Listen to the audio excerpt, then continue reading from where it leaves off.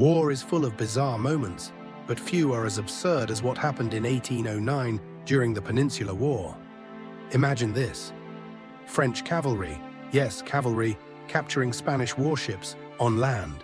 The Napoleonic Wars were raging across Europe. Napoleon Bonaparte had invaded Spain, placing his brother, Joseph Bonaparte, on the throne.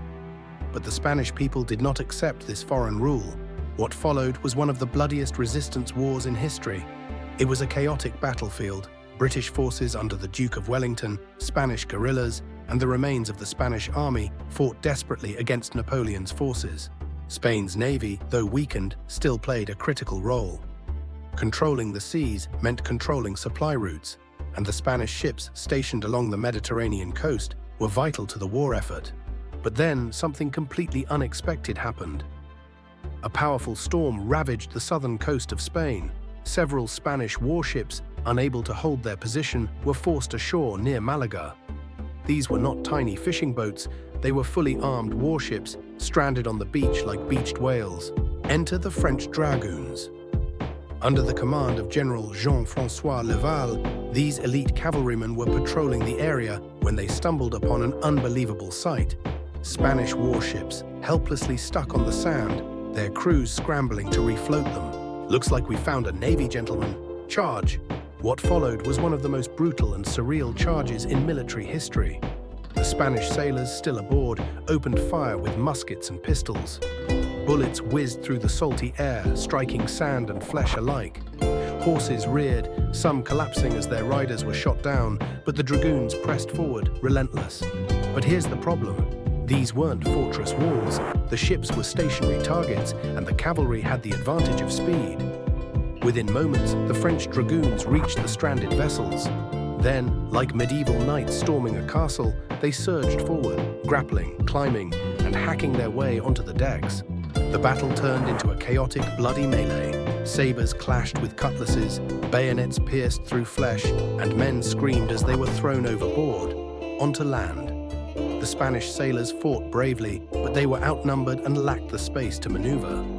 The dragoons, fueled by adrenaline and sheer audacity, overwhelmed them. Within minutes, the decks were littered with bodies.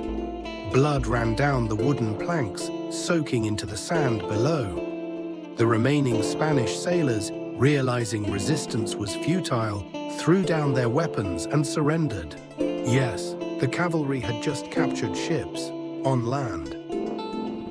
Do we know how to sail these? And that was the problem. The French dragoons were elite horsemen and swordsmen, but they had zero experience sailing ships. Even though they had won an absurd victory, these captured vessels weren't going anywhere. So what did they do? They did the only logical thing, looted what they could and burned some of the ships to prevent them from being reclaimed by the Spanish. This bizarre event became a perfect symbol of the unpredictable chaos of the Peninsular War. It was a conflict where guerrillas could bring down entire battalions, where entire armies could vanish in the mountains, and apparently where cavalry could capture the navy. Despite this strange loss, the Spanish resistance never stopped fighting.